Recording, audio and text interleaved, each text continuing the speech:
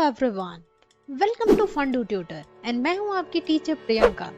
इस वीडियो में हम बात करने वाले हैं कि क्लास 9th एंड 10th के लिए बेस्ट रेफरेंस बुक कौन सी है जो आपके प्रिपरेशन को एनहांस करेगी। और इस वीडियो के अंदर हम यह भी बात करेंगे कि क्या यह रेफरेंस बुक कंपलसरी है और अगर यह कंपलसरी है तो हमें कौन सी बुक रेफर करनी चाहिए। अगर आप क्लास 9th एंड 10th के स्टूडेंट हैं और अगर आपको 60 to 70% ही स्कोर करना है तो आप सिर्फ एनसीईआरटी की बुक पढ़कर भी ला सकते हैं, बिकॉज 80% क्वेश्चंस एनसीईआरटी से ही आते हैं and 20% question he reference book से होते हैं।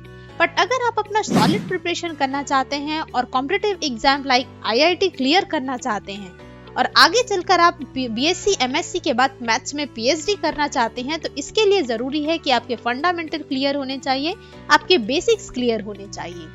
और इस बेसिक को क्लियर करने के लिए आपको जरूरत है रेफरेंस बुक की। अगर आपके बेसिक क्लियर नहीं होंगे तो आप 11th और 12th में मैथ्स इमेजिन भी नहीं कर सकते। और इसके लिए आपको 3 रेफरेंस बुक प्रेफर करनी है।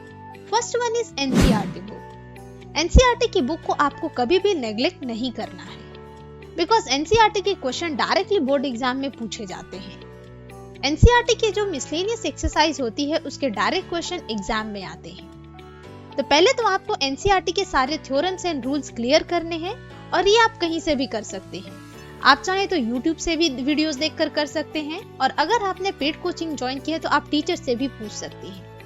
एक बार आपके सारे थ्योरम्स एंड रूल्स क्लियर हो जाते हैं तो अब बारी आती है कि इस थ्योरम्स और रूल को अप्लाई करने की। तो इसके लिए आपको सॉल्व करना होगा क्वेश्चन। तो पहले आप एनसीईआरटी के सारे क्वेश्चन सॉल्व कीजिए, उसके बाद आप आरएस अग्रवाल की बुक प्रेफर कर सकते हैं। बुक में आपको simple, moderate and high level सारे टाइप के क्वेश्चन आपको मिल जाएंगे, बट इसके जो नंबर ऑफ क्वेश्चन है वो आरडी शर्मा से कम होते हैं।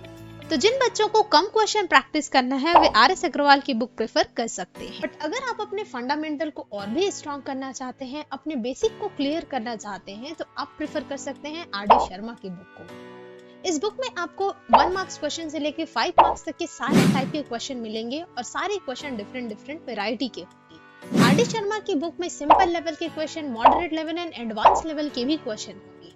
और इस बुक में क्वेश्चन को टाइप्स में डिवाइड कर दिया है जिससे आपको ये क्लियर हो सके कि कौन सा क्वेश्चन किस टाइप से सॉल्व हो रहा है। तो NCERT and then RS Agarwal and RD Sharma की बुक में आप कोई एक बुक प्रेफर कर सकते हैं। और अगर आप चाहें तो आप एनसीईआरटी एग्जाम्पलर की बुक भी ले सकते हैं, बिकॉज इस बुक में आपको MCQs, 1 marks question, 3 marks question and 5 marks तक के क्वेश्चन मिल जाएंगे। और आप जितने ज्यादा क्वेश्चन की प्रैक्टिस करेंगे आपकी स्टडी में उतना ही ज्यादा क्लैरिटी आएगी।